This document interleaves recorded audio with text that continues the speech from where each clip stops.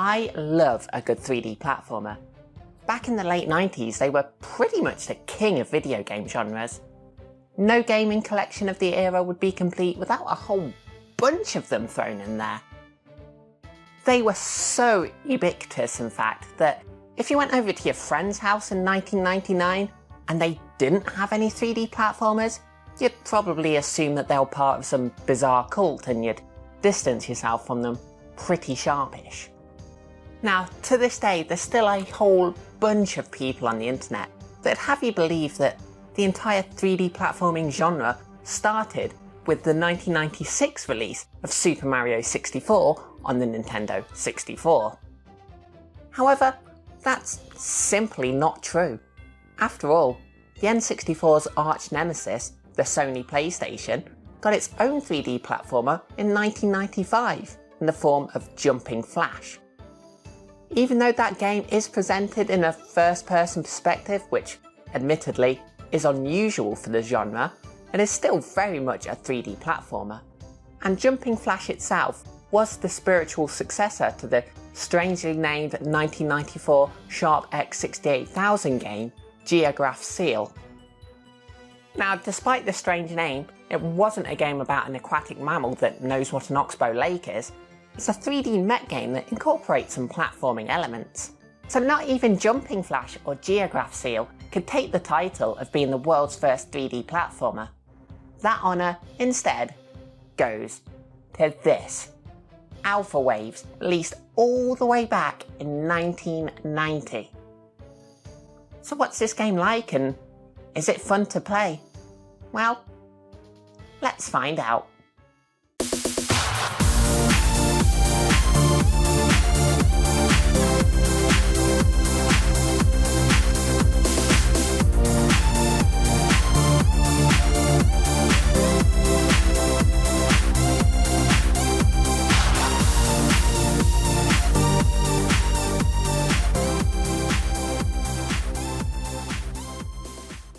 Alpha Waves was developed by Infogrames and published by them too in Europe.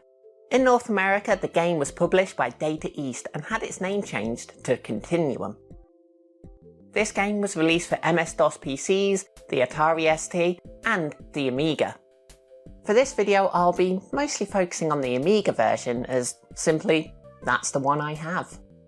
This game comes on a floppy disk in this really cool looking golden box. Ooh, very snazzy indeed. Apparently, this was the third game in Infogrames' Crystal collection, the other two being Weltris and The Light Corridor. So let's put this floppy in and see what this game's all about. This game is a 3D platformer where you control a little low-poly friend as it bounces around on platforms in a load of big square rooms. So, what about the story? Well, let's check out the box and see what it says. Your passport to a new world, virtual reality. The program, explore a labyrinth of waves and light, discover the mechanics of dreams and challenge the power of the alpha waves. An hallucinating experience, rich in unreal sensations, so far unknown. Okay, that just sounds like dialogue from a Neil Breen film. A crisis. Programmable virtual reality. 2 modes, emotion/arcade. Well, that pretty much sums my life up right now. I'm either playing games or I'm crying into a bag of crisps. 100% new age.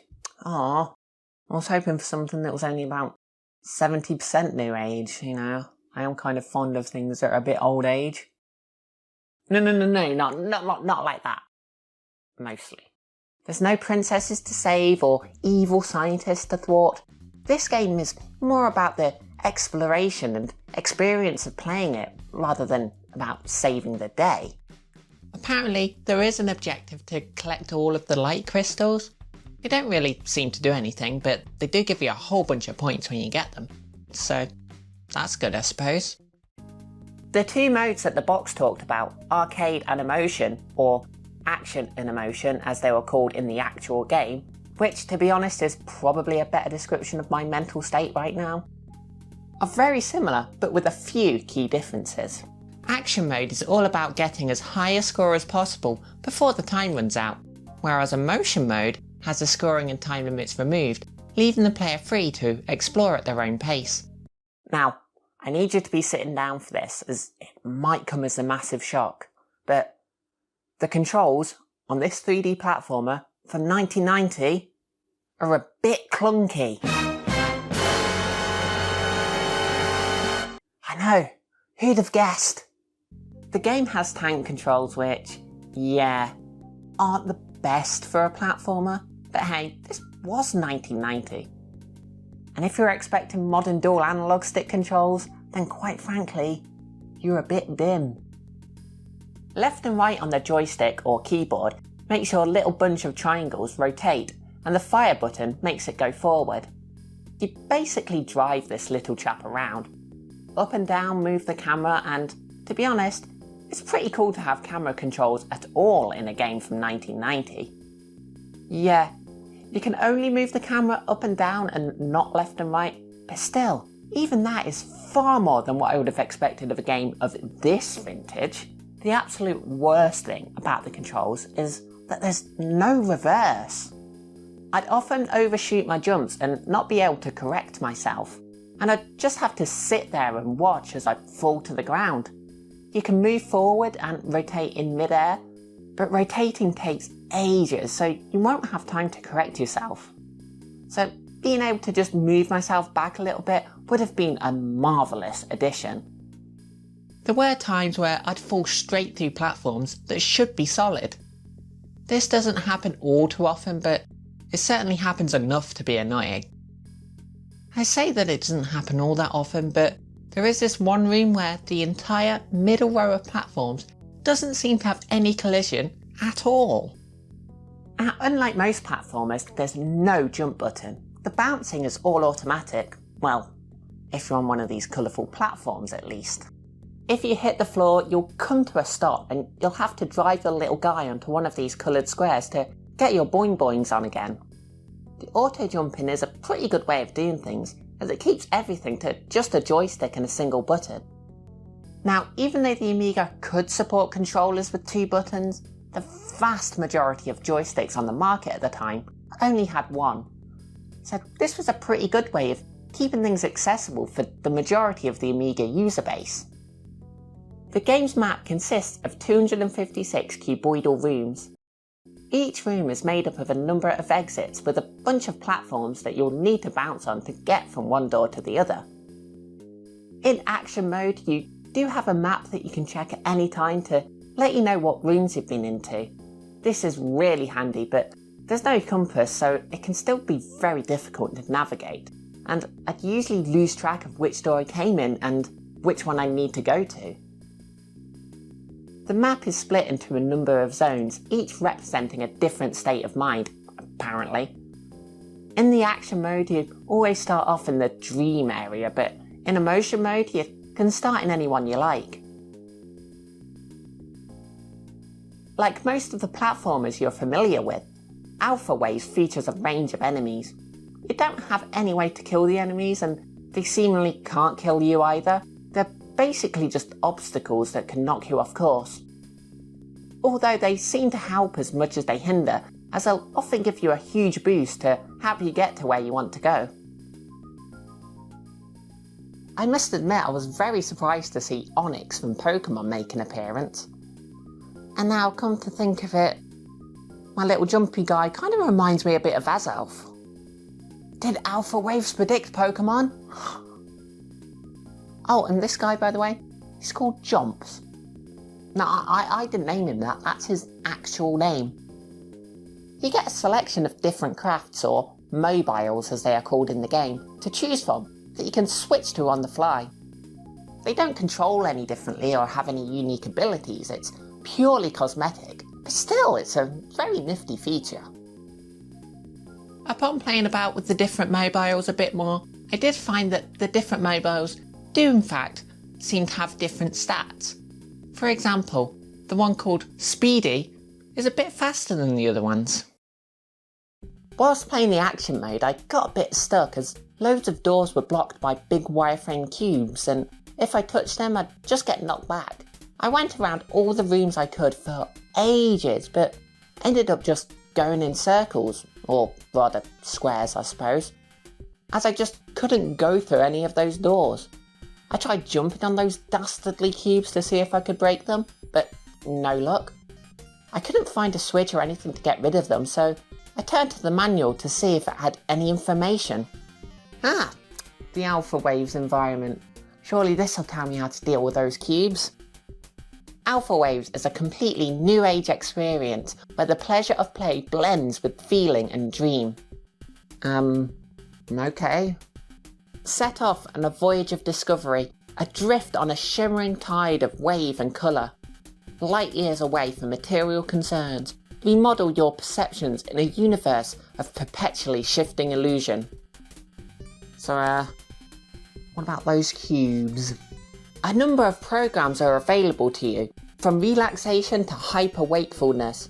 Each module associates visual stimuli, colour and/or shading, and sound, alpha, beta and theta waves, to provide a wide range of unexplored emotions.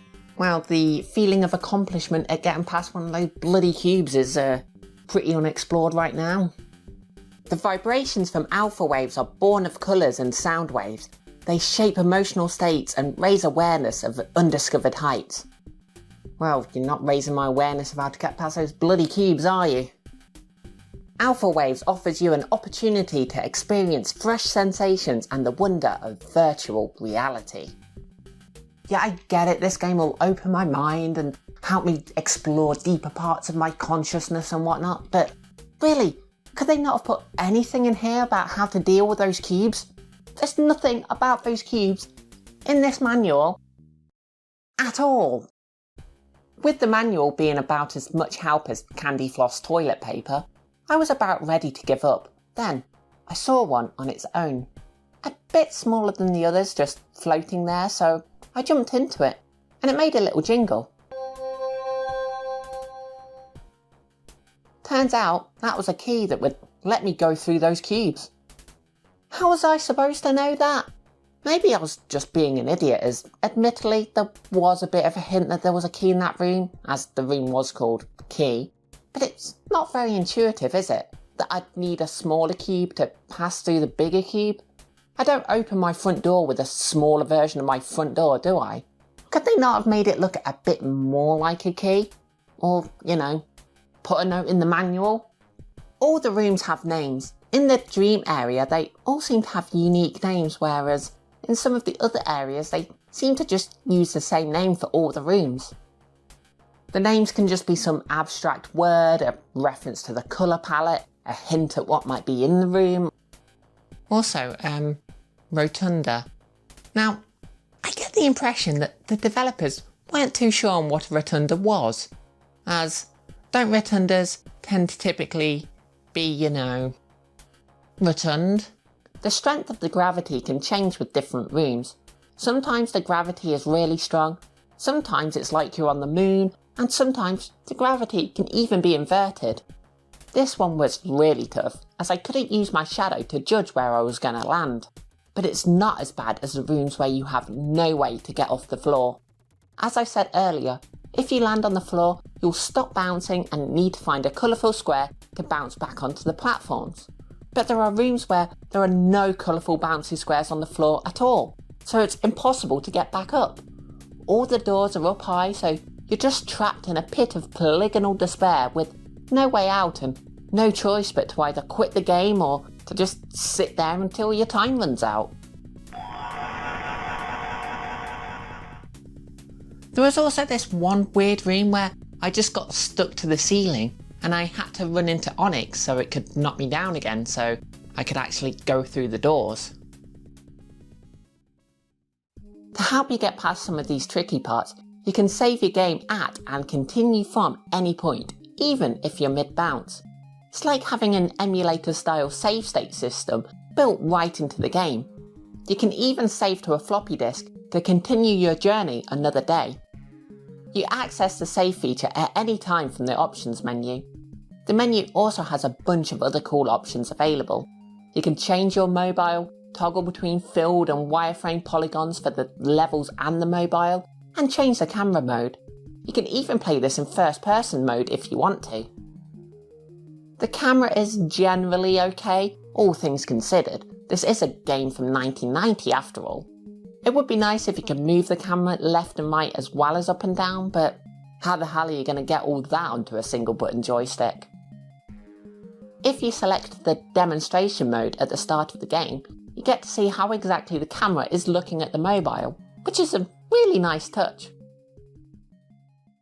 Now, this game wasn't made to just be some kind of fun little bouncy adventure. It was also made as some kind of artsy psychedelic experience to expand your mind and whatnot, as you probably guessed by all that hippie guff in the manual. Apparently, the name was inspired by the theory that was posited by German psychiatrist Dr. Hans Berger.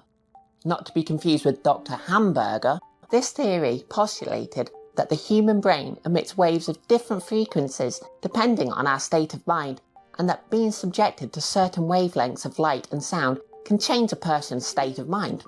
And Sonic the Hedgehog was inspired by the theory that hedgehogs want to be blue and run really fast, or something. The emotion mode of the PC version takes this whole thing a step further by incorporating sounds at specific wavelengths into the music to induce certain mental states. The manual claims that the meditate zone can induce ecstasy and spiritual fulfillment, like a rave full of Vickers or something. This sounds like a pretty good combo to me, so I went straight for it.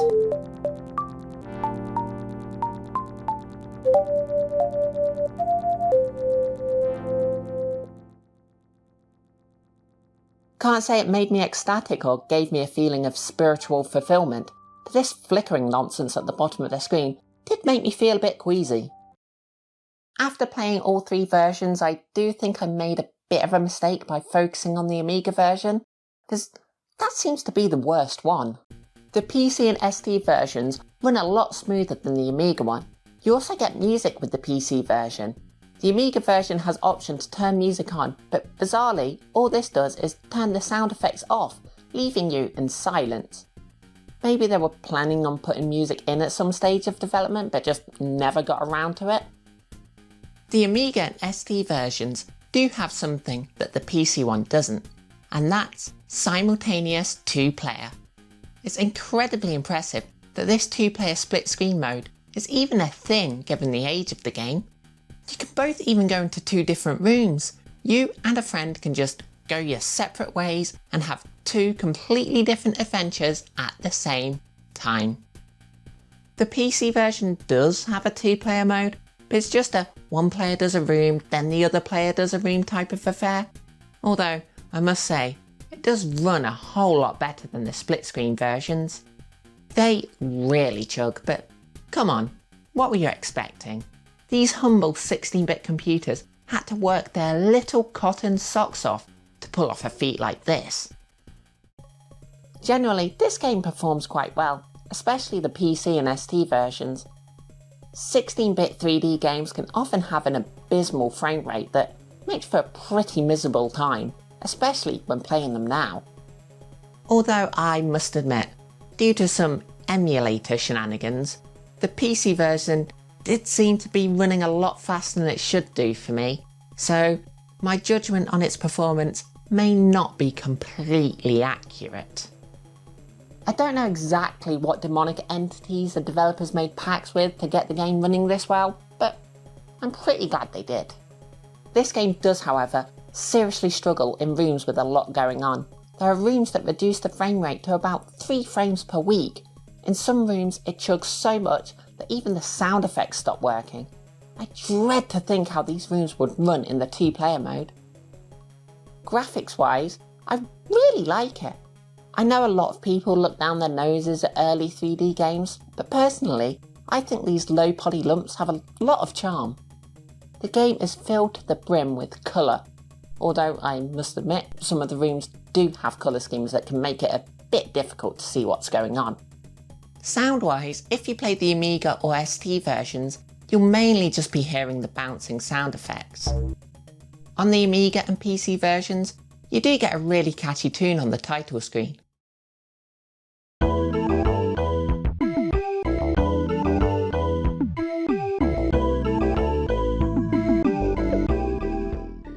such a shame that you only get this one tune on the Amiga, as it sounds great here, and better than on the PC version.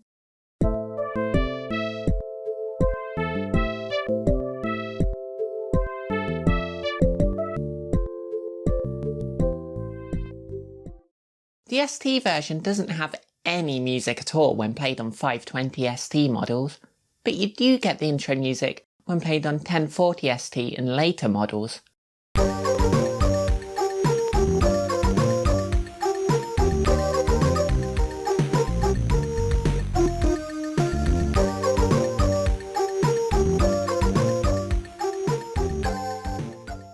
But don't worry, no matter what ST model you have, you'll still get a really sinister sounding sting whenever you go through a door.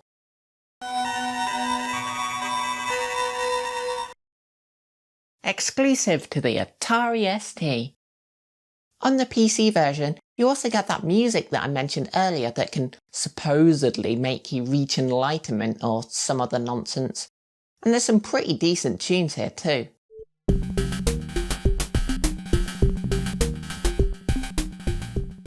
This game may have been a trailblazer for the 3D platforming genre, and quite a technical marvel for the time, and it had an interesting premise, choosing to go for making the game more about the experience of playing it and exposing you to certain frequencies to change your mood and whatnot, instead of being about stopping a bad guy. But is this game actually any fun? Well, yes, to an extent. Yeah, it is fun to bounce around in a low poly acid trip for half an hour or so, but after a while, the slow nature of the gameplay does really start to wear down on the fun, and missing your platforms and having to bounce your way all the way back up can get rather frustrating after a while. After about 5 hours of gameplay on the action mode, on just the Amiga version alone, I hadn't even gotten to a quarter of the rooms. It's very impressive how big this game is and how they managed to cram all of it onto one single floppy disk, but I just couldn't go on with it anymore. I'd played enough, I'd generally enjoyed my time with it, and I wanted to leave it at that. If I'd kept going, I would have likely begun to really dislike the game, and I didn't really want to leave that kind of bad taste in my mouth. It also didn't seem like this was a game that the developers intended for players to keep grinding away with to complete it, and that it should just be something that you play for a bit here and there to chill out with. So with all that in mind, I felt that I'd played enough for this review. I didn't see the need to slog away any further. Some magazines of the time seemed to really like this game. The One magazine gave it an 80%, and Compute magazine said that this is a game so captivating and fresh that nothing short of a nuclear attack will stop me from playing it. Amiga Format and Computer and Video Games magazines were a little less enthusiastic, both giving it a 70%, with the latter saying it's original and absorbing for a while, but it's a bit too frustrating to keep you happy for long. And to be honest, I kind of agree with that statement. In summary, this is a very interesting game, and a true pioneer that was at least 4 or 5 years ahead of the times. It has a premise that makes it stand out from the crowd, and charming, colourful, low poly graphics.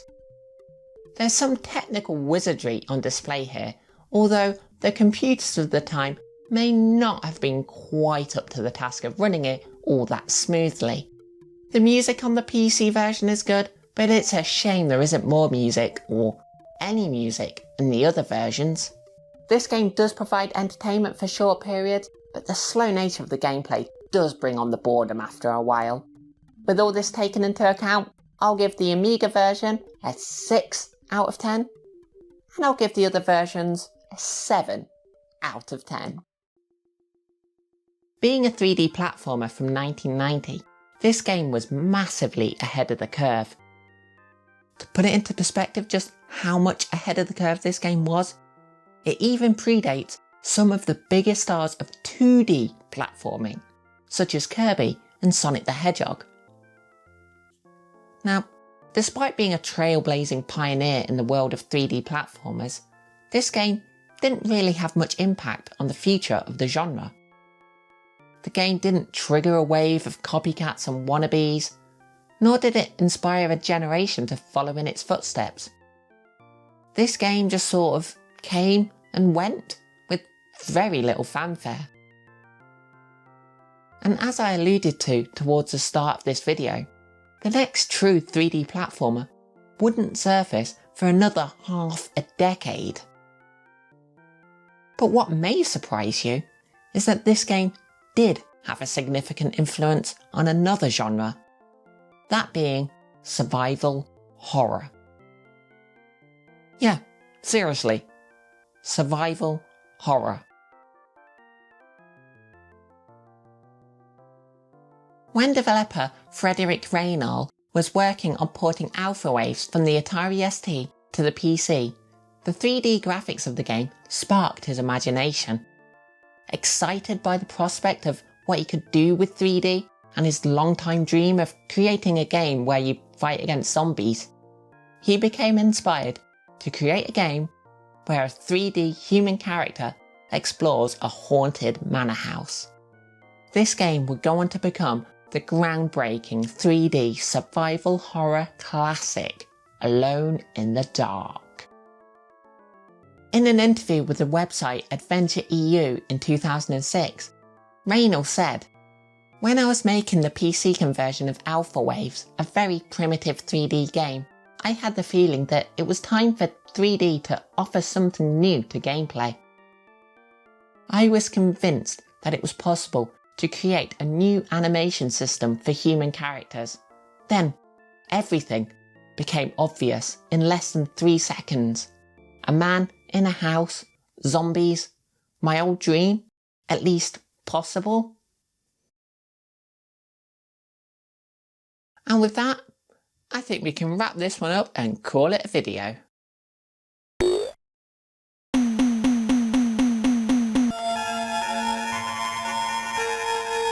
So thank you all so much for watching this video. I really hope you enjoyed it. Please remember to share, comment, like, subscribe and all that lot if you did, and hit that bell icon to be notified whenever I upload a video.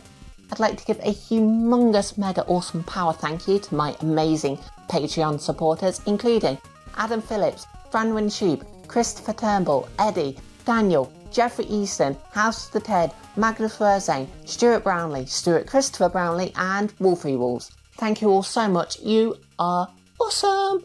And until next time,